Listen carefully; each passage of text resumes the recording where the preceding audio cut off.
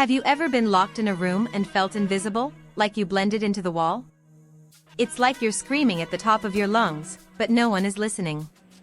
What if I told you that there are 6 habits, 6 adjustments to your daily routine, that can make you stand out, that can take you from being just another guy to becoming the man?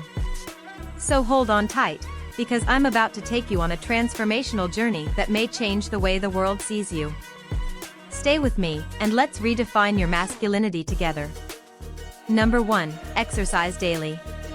Now, pay attention. This may seem obvious. You might be rolling your eyes and thinking, yeah, thanks for stating the obvious. But we have to address the most obvious point first. If you're not pushing your limits, if you're not moving your muscles with purpose, you're falling short, brother. This is not just about achieving a striking body, it is about igniting a spark within you. It is about nurturing a healthy beast within you. Lifting weights isn't just for your vanity, it's for your sanity. It's like injecting a pure, natural, high-octane serum directly into your veins. I'm not kidding, this is a game changer and makes your testosterone levels skyrocket. It is the hallmark of brute masculinity.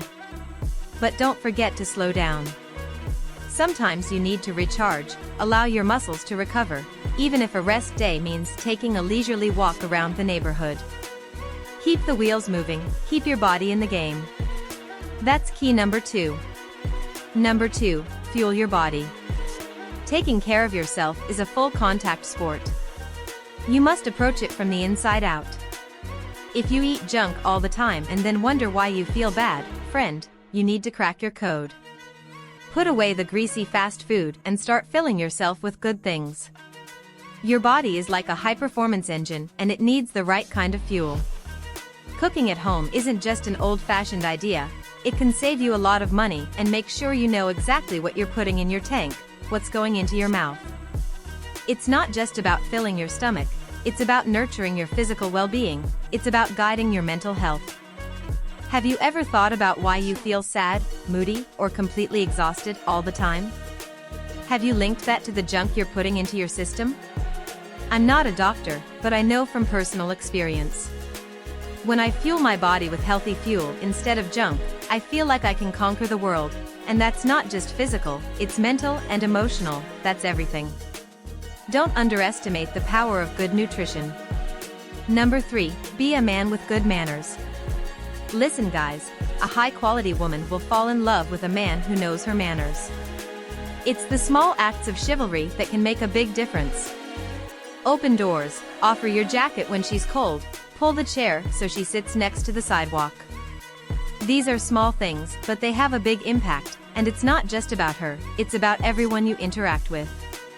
Treating employees well, baristas, strangers on the street, is not only nice, it is incredibly attractive, screams masculinity and conveys integrity.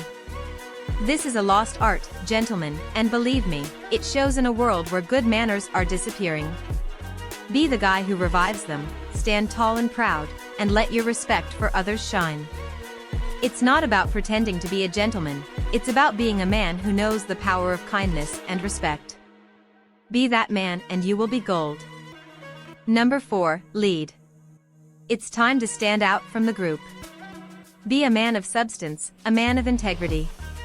Present yourself in your life as someone who leads, who inspires. Women are magnetically attracted to a man who knows how to lead.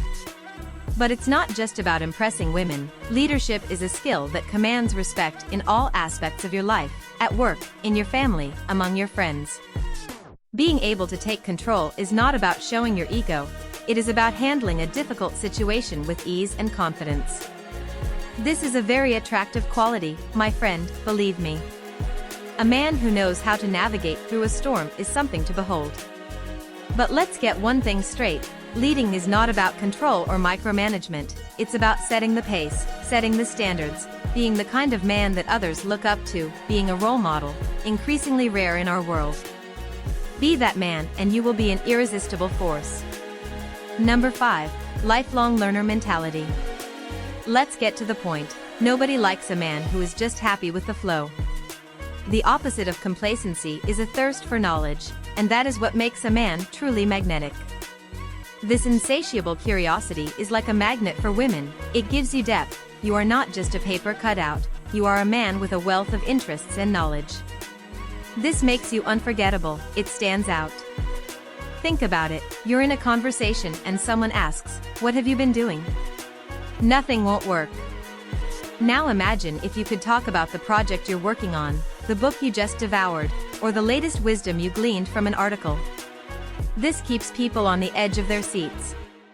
Keep feeding your mind, learn something new and use it to your advantage, whether it's a new skill you can excel at or a stack of books that broaden your horizons. Keep your mental gears moving. When you take on new challenges and learn new skills, you're not only updating your mental toolbox, you're boosting your confidence, your self-esteem, and that's a winning card in all aspects of your life, especially when it comes to romance. Number 6. Be confident and watch your body language. Trust is a determining factor. It can make or break your romantic life, your career, and even your friendships. You must get rid of the doubts, the bite of imposter syndrome that we all struggle with. But here's the trick, let your inner charisma be released. There are several ways to increase your confidence, and it is a topic worth delving into. Now let's talk about body language. It's like a bright sign that tells the world how you feel without saying a word.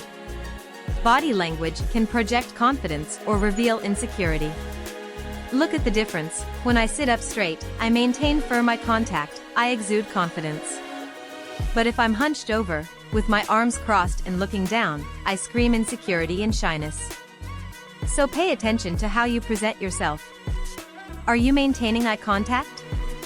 This isn't just about respect, it's about creating enticing attention, especially in romantic situations. And what about your posture? Standing tall tells the world that you have things under control. Even simple things like saying hello can show that you are fully involved, painting a picture of a man who is actively participating, self-assured, and totally trusting. There you have the 6 habits that make a man irresistibly masculine.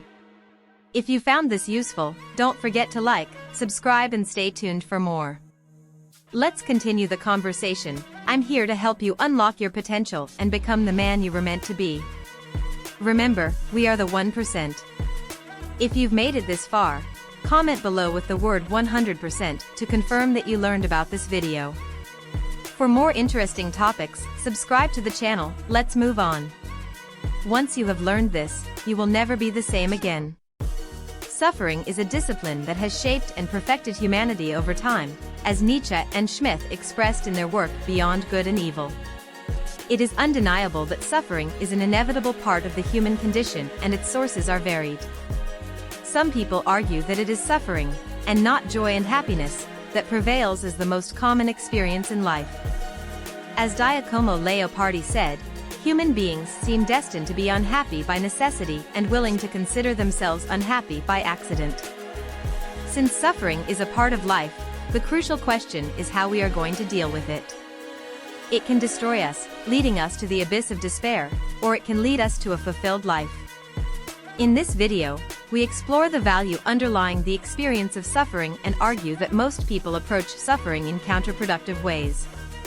Nietzsche expressed that everything good in a man for which he is praised or loved comes from good suffering, a certain and living kind of suffering that emerges as a source of strength and health. Initially, suffering may seem like one of life's evils, as it arises in situations such as illness, injury, failure, loss, or rejection. It is a painful experience that triggers an avalanche of negative emotions, which can isolate us from others. However, despite all these negative aspects, suffering has been found to have value. Scientists discovered that trees need to face winds to grow strong, developing stress wood, which is the core of their strength and integrity. Similarly, when humans are in protected environments, they become vulnerable and fragile. Adversity and suffering are essential for healthy growth. Suffering is not only an inevitable byproduct of difficulties that lead to personal development, but there are also intrinsic values in the experience of suffering. First, suffering is a powerful teacher that reveals errors in our ways and points out the need for change. Additionally, suffering is essential to developing empathy, as we can only truly understand what others are going through in difficult times when we go through the same thing. It is well established that certain forms of suffering, such as depression, increase our ability to see reality more realistically. Suffering is also intrinsically linked to the experience of joy and happiness. It is as if suffering and joy are opposite poles of a dipole, and to understand and appreciate joy, we must also know the pain of suffering. Our ability to experience one is directly related to our ability to experience the other. Despite the values inherent in suffering, many people are not prepared to face it. Modern civilization, with its comforts and facilities, has made us sensitive to pain and suffering. Many reject it or run away from it, turning to substances or distractions to avoid it. However, in doing so, we miss the opportunity to reap the value that suffering can bring. Suffering is valuable only to those who are willing to face it and learn from it. Those who avoid it end up losing themselves in a state of comfort and superficiality. It is not about immersing ourselves unnecessarily in suffering, but about learning from it and allowing it to fuel our personal growth and development. Great suffering also has its value, as Nietzsche's life demonstrated. He faced a lack of professional recognition and chronic illnesses for which he found no cure. However, his suffering led him to achieve greatness as a philosopher and to reach a level of wisdom and joy that surpassed the tragedies he faced. In short, suffering is an inevitable discipline of human life. If approached correctly, it can be a source of growth, self-knowledge, and appreciation for joy. However, many of us avoid suffering because of the convenience of modern civilization, depriving ourselves of its value. Those who learn from suffering can reach heights of soul and taste joy with deeper sensitivity. Therefore, we must face suffering with courage and determination in pursuit of personal growth and transcendence. Some people may wonder if everything discussed so far applies to suffering of great magnitude, such as the result of tragic loss, chronic illness, facing death, flirting with madness, or personal collapse. Nietzsche is someone who experienced suffering of this caliber and claimed that it also has great value. In his words, "In every phase of my life, suffering, monstrous suffering, was my destiny." Nietzsche experienced personal rejection, lack of professional recognition and, above all, struggled with chronic illnesses for which he found no cure. In a personal letter, he described, "Every 2 or 3 weeks I spend about 36 hours in bed in real torment. This winter is the worst there has ever been. The attention is so great that the day is spent in agony." Despite the anguished words, Nietzsche claimed that it was his own suffering that drove him to achieve great feats. His suffering led him to greatness as a philosopher and allowed him to reach, as he put it, heights of the soul that even tragedy ceased to be tragic. Therefore, if we face suffering of significant proportions, we can find inspiration in figures like Nietzsche. He is a living testimony that, with courage and the right mindset, it is possible to face life's worst torments and emerge with deeper character, expanded wisdom, and an enhanced ability to appreciate joy. From the quotes and ideas presented, we are invited to question the meaning and value of suffering in our lives. One of the main messages conveyed is that suffering is not a mere obstacle to be avoided at all costs, but rather a necessary experience for our personal growth and development. Just as a tree needs to face the winds to grow strong and robust, we also need to face adversity to become more resistant and wise beings. Through experiences of pain, we can develop greater empathy for others and a more realistic view of life, allowing us to fully enjoy moments of joy and satisfaction. However, the author warns about the danger of becoming excessively averse to suffering, constantly seeking to avoid or deny this inevitable experience. Modern culture, with its comforts and facilities, can make us less prepared to deal with suffering, which can lead to emotional and psychological problems.